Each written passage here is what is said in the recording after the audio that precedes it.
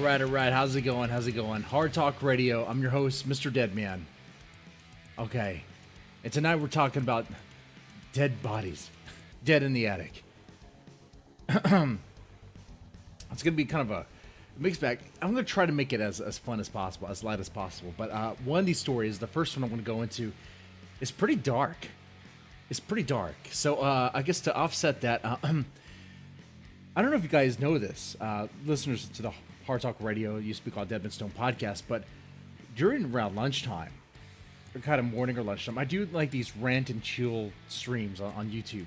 Very relaxed, very chill and relaxed. And the whole idea is just to just be real with the audience, be real with the chat, and just, I don't know, just be myself and just do different things. It could be just eating food, it could be having a conversation about whatever. But I want to do something on this show that I would normally reserve for that, and that's an unboxing.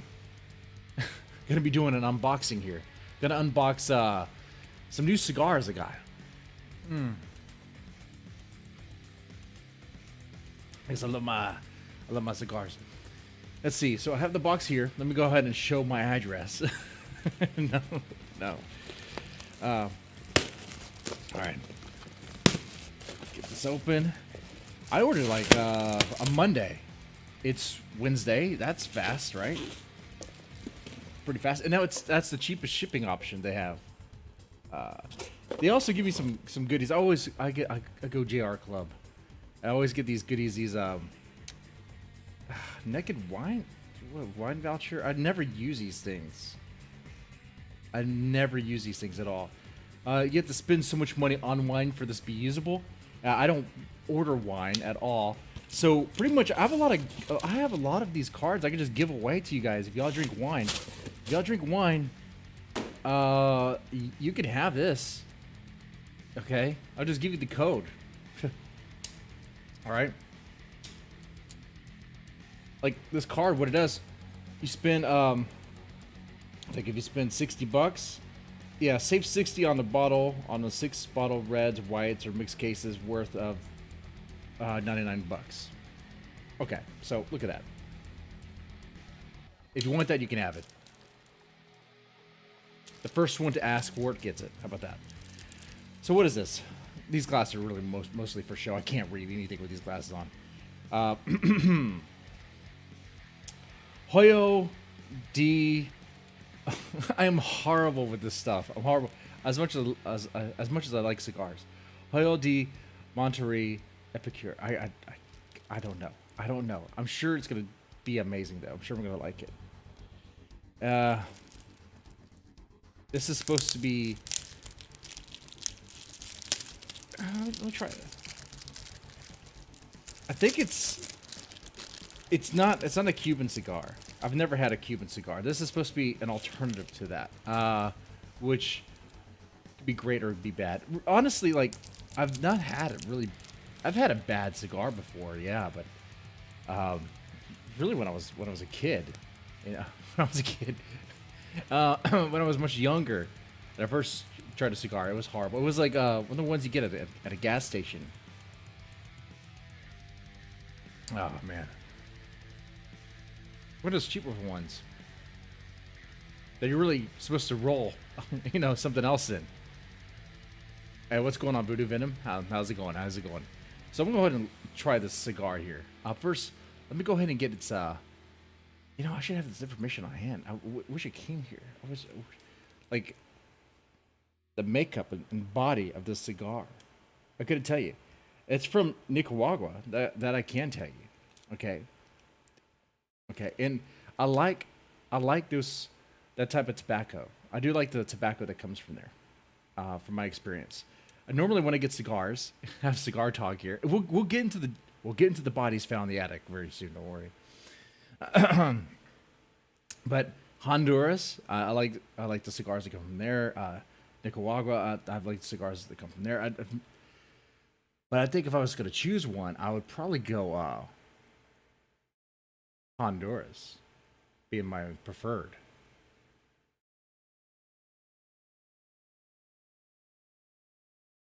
But anyway.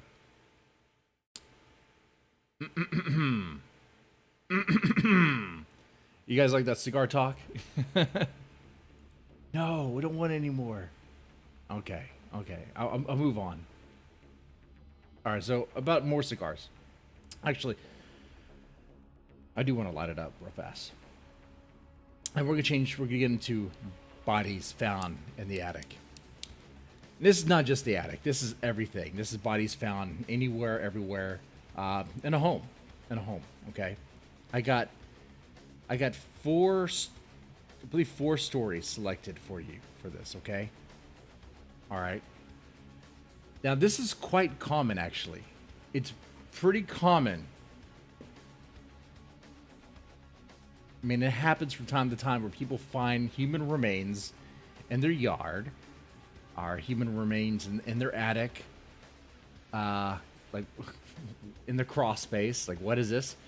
It happens more often when the police come in and they investigate the house and they find, a body somewhere. Usually, when someone buys a home, has it inspected, that stuff would have been, already been discovered. But that isn't always the case, as we're going to find out here. I guess the takeaway of this all, the moral of this episode tonight is, before you buy a home, like really check, and even the attic space, even if you're just renting. All right. Now, I've been lighting my cigars with a match lately. That's the preferred way. Why do I do that? Am I some sort of cigar snob? No. I do that because my butane lighter's out. And I got a bunch of these these matches. I like to slowly rotate it over the flame.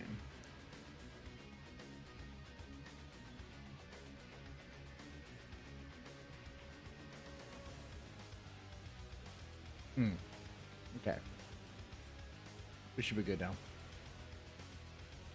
Oh, let me try this thing.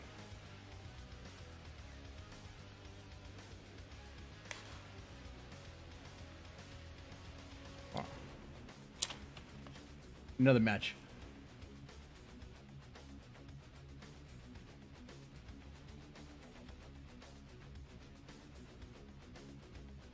I wasn't satisfied.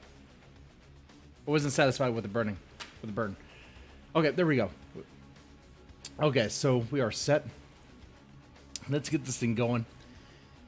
Dead bodies in the attic. All right. Let's start off with, see, I got 2 Houston stories, one in Washington, D.C., and one in Arizona. Let's do the one in Arizona first, because that one's going to be, that one's going to be something. That's going to be the darkest one here. It really is. I mean that.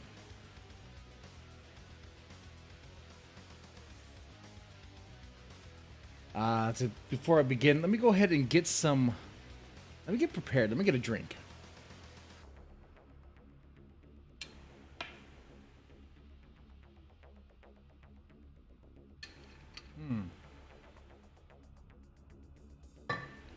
Yeah, I'm liking this. This is a good cigar. You know, it's. I was going to be embarrassed when I said this. It's actually a J&R alternative brand. But it's actually not bad. It's not bad at all.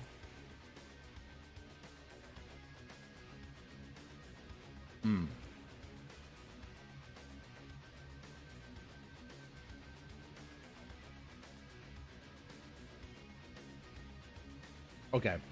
Anyway, let's go ahead and get into the first story here. The story of Anna Loera. Loera. I'm doing my best there. How do you pronounce that? Loera. I'll just say that. I'm gonna drink tonight, Gentleman Jack. Okay. All right. So the story goes like this. Anna Laura was one of many kids that were adopted by Raphael and Maribel. Now, Raphael and Maribel were adopted parents, were foster parents, but they are not really good foster parents. In fact, they're probably one example of one of the worst foster parents. You see, as to be expected with foster parents, I guess, one night when the foster parents were away, an 11-year-old girl, not Anna Laura, a completely different 11-year-old girl, reports to the police, calls the police that she is alone and afraid, that she's by herself and that she's scared. And when the police arrived, they found that she'd been alone for 2 days, and then she was hungry. And then they found the home to be filthy, with human feces all throughout the house on the floor.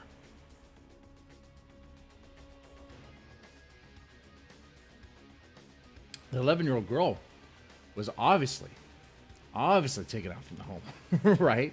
I mean, a filthy home like that. The parents gone. She's home alone at 11. She has numerous abrasions on her, scars, her healed burn scars, injuries to her back, to her buttocks, to her abdomen, to her chin. She's been beaten, battered. Like I said, dark episode. The girl was taken out from the home, removed by Arizona Department of Child Safety, where they further questioned her. And of course, she revealed that, guess what? Those injuries on her, they were inflicted. Inflicted by who? By whom? By Maribel. Maribel.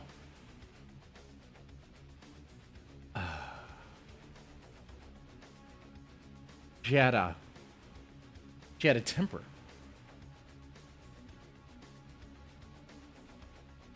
This 11-year-old girl claimed that Maribel would strike her, would hit her multiple times, on multiple occasions, with knotted extension cords. And she would strike her and physically slam her face to the wall while doing so. And her injuries were consistent with the statement, so it's pretty telling. Now, where's Anna? Right? This is a story about Anna. What's this girl?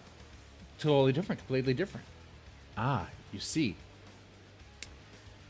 The Department of Child Safety eventually finds out that there's other kids in the house. There's other kids in the Laurel household. So they go back and take those kids out.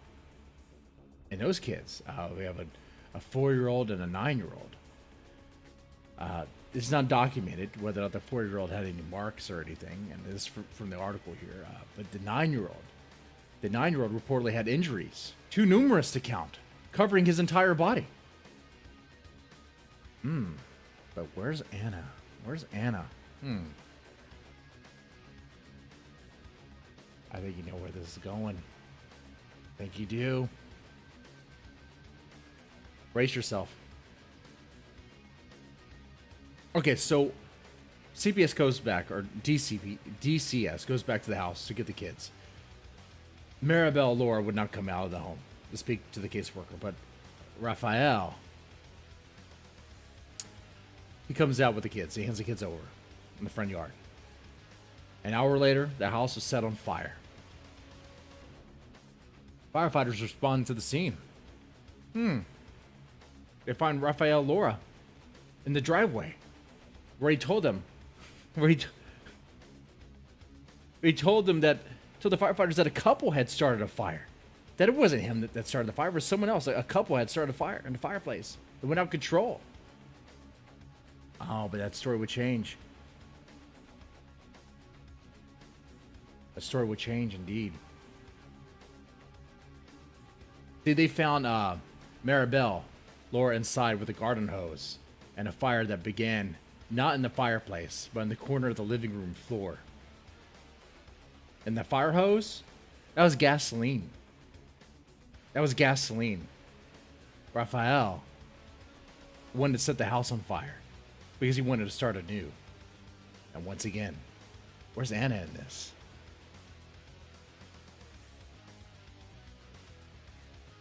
But the firefighters putting out the fire, they stumbled upon the remains of a dead girl up in the attic.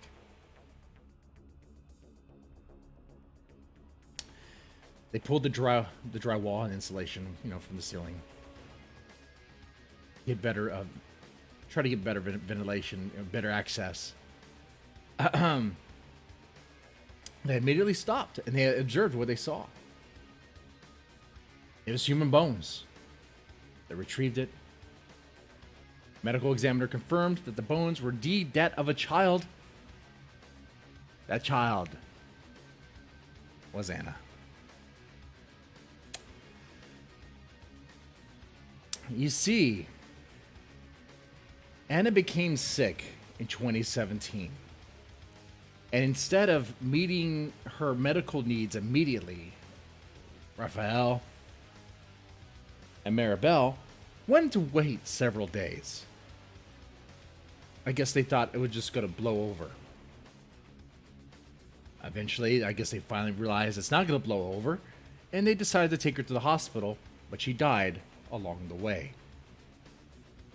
According to Raphael, Anna had been throwing up in the days leading to her death and was convulsing before passing away. According to the report from CBS 5 and court records, saying that the dad was saying that he feared that the other children would be taken away. They feared that the other children would be taken away. Well, rightfully so, with the way they were treated. So they tried to hide the body and not report to authorities. They wrapped it up, put it in the attic, where it remained for 2 years. For 2 years. Without anybody knowing. But also, according to Raphael, who so far has been a complete liar in this story, he claimed that before he tried to burn the house, he did try to bury Anna's remains in the backyard. But he's a liar. So what can you do with that? Yeah, pretty dark. Do I inhale these cigars? No, I do not. You're not supposed to. That's not supposed to. If you smoke a cigar the way you smoke a cigarette, you're gonna get sick. And inhaling is obviously I breathe it in, right? When they say inhale for people who don't know what smoking is, really. They're talking about like you inhale the smoke, like you fill your lungs with it. With cigars, no, not even. Puff it, you draw, and you release. It's just way too much, way too much, too potent to take it all in. You don't need to. And I gotta tell you, man. Yeah, I've been through college. I've done weed. Okay. I smoke cigarettes a little bit, but it's cigars, man. It could really mellow me out. It could really chill me out. Really good stuff. I love it.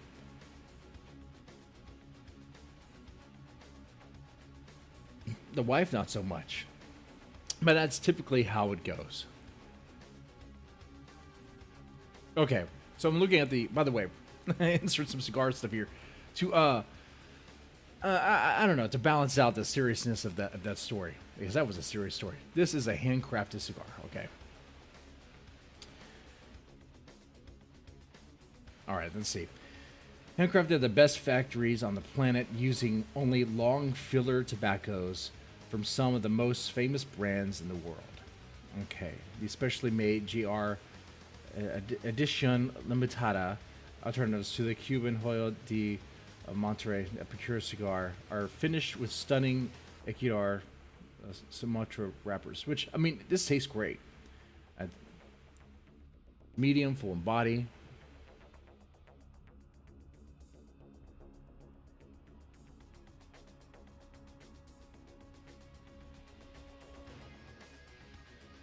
Yeah. Anyway, next story. All right, this one should be a little bit funner.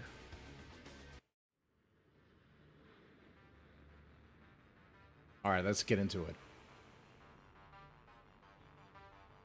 it. Child. another dead in the attic story. Child. Okay. February 2001. A worker found a 1960s era suitcase. And in this suitcase, there's bones.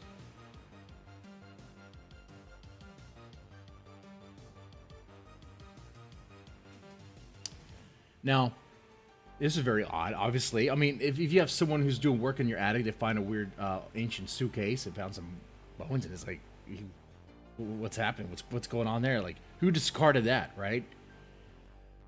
Well,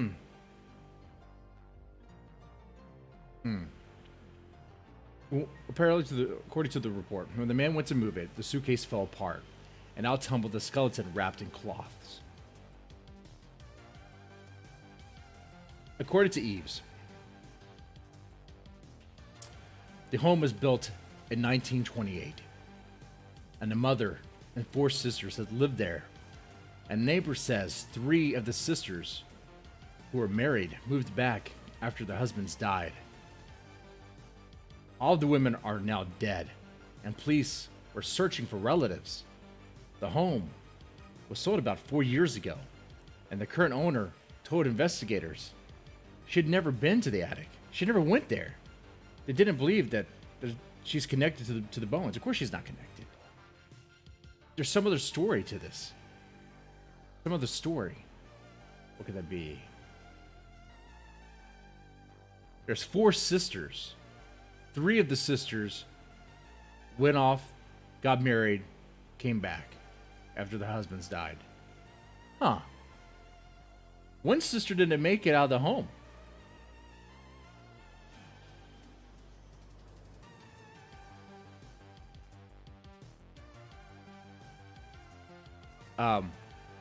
According to the autopsy, the skeletal remains are that of an infant child. So, could this be one of the 4th sister that didn't make it out as an infant? I mean, that would be kind of telling, right? When you say there's 4 sisters, but only 3 got married and came back and after the husbands died, and they're all dead now. It's like, what happened to the 4th one? Y'all weren't concerned when she just disappeared too? So maybe it's not her.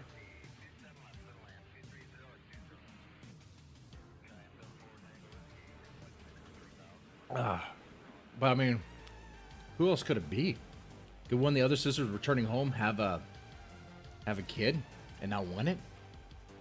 I want to just put it in a suitcase?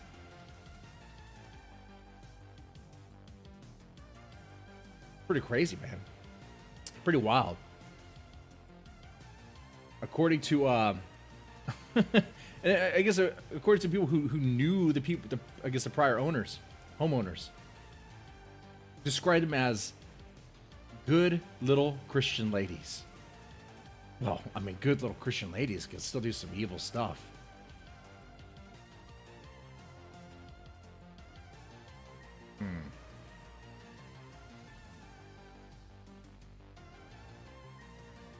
Now, let's see. And have you ever had this experience? I mean, the chances are slim that you have, right? Where you found bones in your yard or bones in your house. I mean, what would you do if you found that? What would you do? Well, this next story kind of explains what could happen if you do. In Harris County, Houston, a family purchased a home. All right, purchased a home, lived in it for about 9 months, had the housewarming parties, had family get-togethers, have settled in, you know, maybe even officially moved in, you know, where like you have unpacked every little thing, everything. Okay. All right. So the father goes out to grill some meat, have a barbecue, have a family barbecue. Puts some meat on the grill, watching it, looks around, notice the little garden area in his newly acquired home. Let's think about, you know what? I might want to start a garden, maybe a vegetable garden. Maybe look at it, maybe get the wife involved too. So just looking at the garden. Sees some weeds and wants to take out. Starts looking closely. There's this rock-looking thing. What is this? What is this thing? Starts digging around it. That's not a rock. That's a human skull. That's a human skull in my backyard. So what do you think he did? Of course, he called 911. He did the same fucking thing you do. He called goddamn 911. I mean, shit. You know what happened? Officers arrived, they shot him, and no. One constable comes out, checks it out, and he sees that. He's like, yeah, I'm gonna call my supervisor. I mean, it's not every day you get that call. You found this in your backyard? I sure did, officer. Huh. Well, let me call my supervisor. And then another constable comes out. And then another constable comes out. I swear. This reads like a joke, but it's not. You get 6 goddamn constables out there for one human skull. One human skull.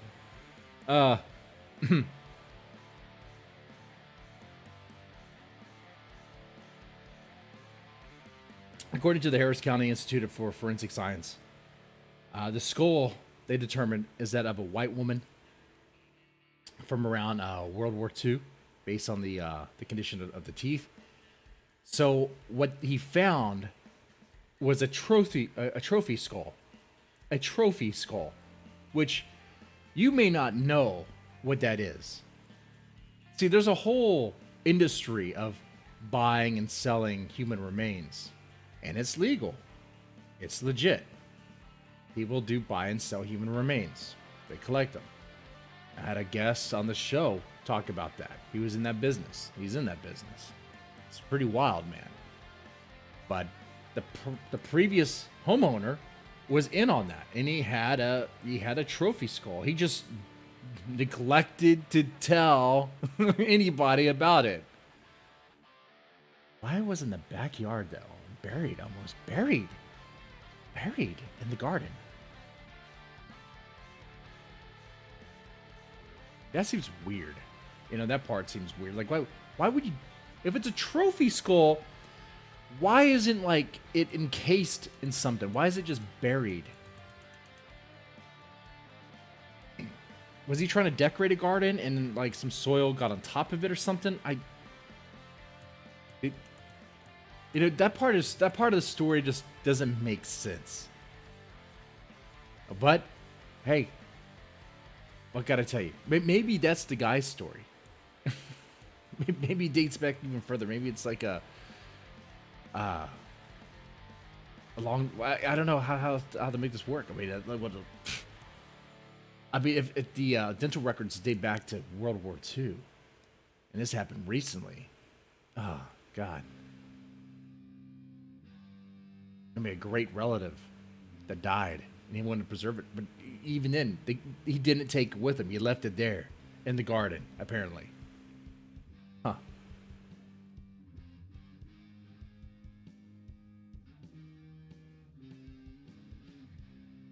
You would make better effort when next time you try to hide the evidence. Yeah. It was a diversion, so nobody found the infant remains in the attic. Yes, yes, yes. See, what I didn't tell you about that story is that, see, the father was trying to cook some baby back ribs. All right. Got a couple more stories. I think, well, just one more. Okay. I mean, these things happen all the time. Hell, I don't do Reddit much because I can't stand it. But if I'm looking for easy stuff to react to, which, you know, I do that during the day sometimes, easy place to go. But I mean, I found, like, apparently in Japan, there was a family that was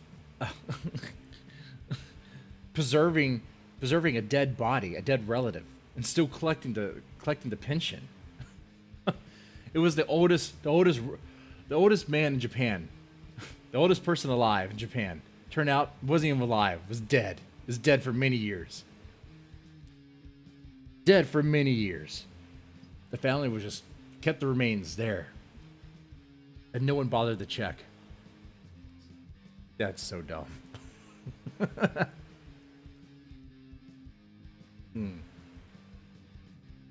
God, that's so dumb right there.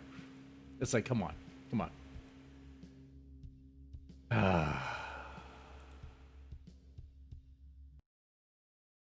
All right. Next story. All right. Also in Houston. I don't know what it is with Houston and dead bodies.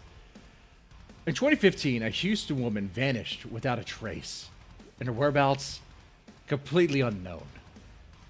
One night, Mary Stewart was home watching Wheel of Fortune, maybe reruns of Murder, She Wrote, maybe Dancing with the Stars. But then, she's never been seen, never to be seen or heard of again, which is weird because the neighbors would tell you that Mary was known as the frail old woman with all the cats, the crazy cat lady. And it surprised him that she wasn't coming out anymore to feed her cats. It surprised him that she wasn't coming out to get the mail that had stacked up, and stuffed the mailbox flowing out. It surprised him that she wasn't picking up the Houston Chronicle and just pile up. And as you probably know, old ladies love the mail and they love the paper. They all do. Right? So where did she go? Where was Mary? It's not like she just disappeared. I mean, was she kidnapped? Yeah, it happens. You see missing reports of old people quite a bit. That's cruel. That's some dirty stuff, man. You kidnapping kids, you kidnapping old people. God. Like, choke on your own spit, man. Choke on your own vomit. Like, that's the people who do that stuff. They need to be sunsetted, not peacefully. Anyway, well, yeah. Where did she go? Did she take a trip with some friends and never come back? Plan a cruise or something? No, because there's no trace. No one knows, and she had some relatives or cousins, and even they didn't know where she went. That's weird. Didn't hear anything from her or anything. I mean, did aliens take her? No. Obviously not. Obviously not. Obviously, because of the framing of this episode, you already know where it's going. You see, it wasn't until 2017 that they found out. That the neighbors found out. See, since Mary just vanished and wasn't paying on the house anymore, the house, well, it became a crime scene under investigation, which they found a bunch of dead cats there too, because no one was feeding the cats, so the cats all died. This is a sad story, actually, now that I think about it. It gets sadder. The cats died, man, of starvation, dude. The cats could have wandered out and attacked the birds for nutrients, but no. Maybe she locked them in the house, because I don't know how the cats didn't get out.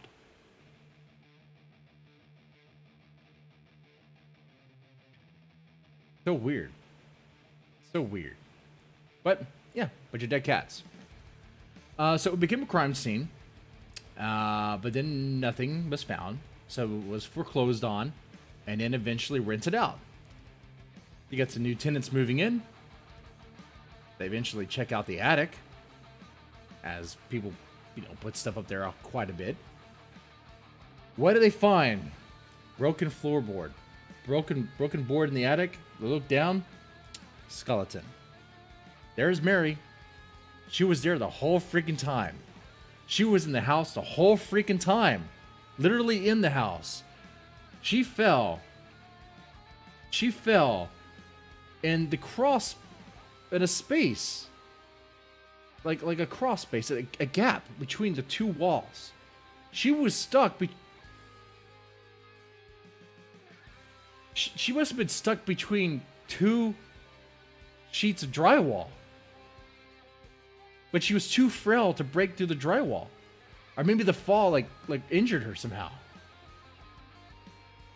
This sounds like an episode of I think Bob's Burgers did this.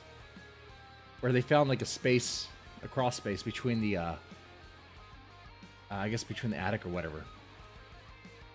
But no one could hear her cries. If she was crying out for help, no one could hear it.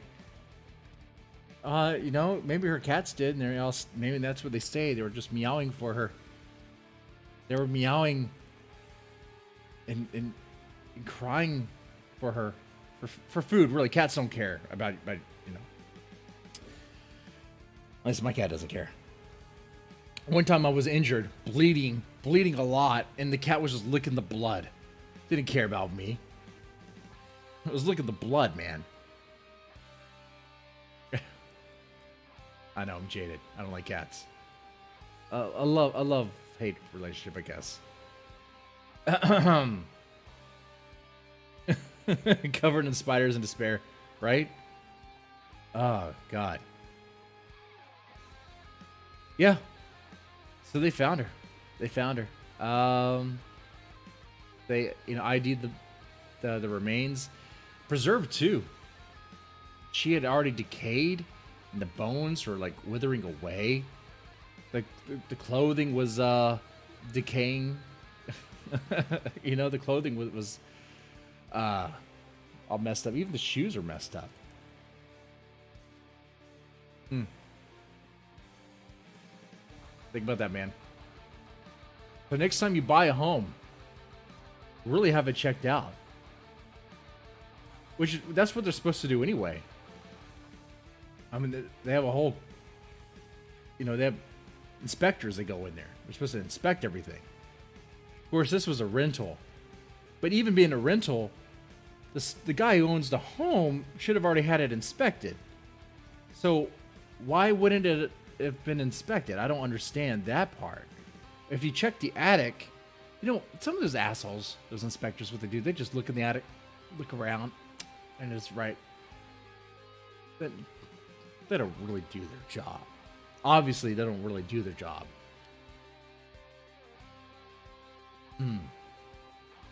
But yeah. Any of you guys in the chat have any stories like this? Finding human remains in your yard or in your house, or know of someone who did? I mean, I can think of some on the top of my head of other stories. Like I said, it's pretty common, but usually it's it's not the movers finding it. It's, law enforcement finding it because someone tried to hide a body. I remember this one article years ago I read, actually I think last year literally, I think. An adult male living with his parents at his parents' house was going through the deep freezer, and one of the boxes kind of collapsed, fell apart, and in it was a mummified baby. And that mummified baby was his sibling that would have been older than him had the family not for some reason aborted it in ice, because that's what they did. They did a very, very, very late term abortion in ice. Talk about cruel.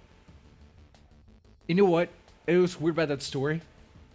Is those parents probably never, you know for damn sure, they probably never said anything about that kid. It was never discussed, never brought up. It was the hidden secret that never came up. Maybe he thought his parents were great. Maybe he thought his parents were winners. But then you find that. What do you do with that? Jesus, Mom. I was complimenting you on your freshly baked cookies. Every time I come over, you make these freshly baked cookies. And your grandkids really love it. But I just found a baby icicle in the deep freezer. What's going on in there? What is that? Please tell me that is a doll.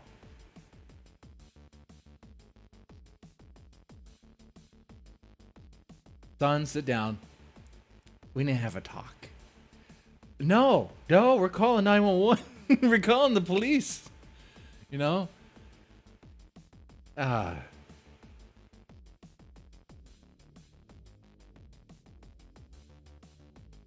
Crazy stuff. Maybe they thought they could thaw it out and replace the other one when it turned out to be fruity.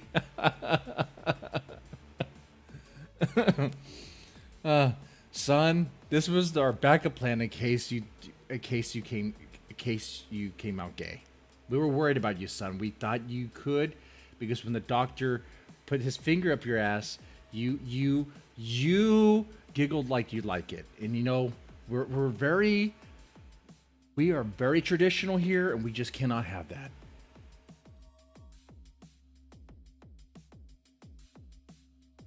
That's cold.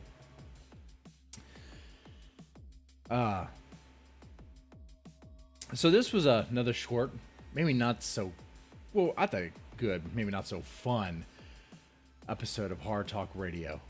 Really, the talk radio part really needs to kick in. I can get some callers here. I mean, I can open the Discord, but I don't know. Let's see. All right. Well, I'm going to wrap this episode up here. And, guys, let me know in the comment section if you ever had this experience, okay? Or know anybody who's ever had this experience. It's Jesus Christ. Anyway. What I'm going to do is I'll wrap up here. And now I'm going to start, what I do is I stream on Twitch, I guess, and YouTube, game stuff. So I'll be doing that.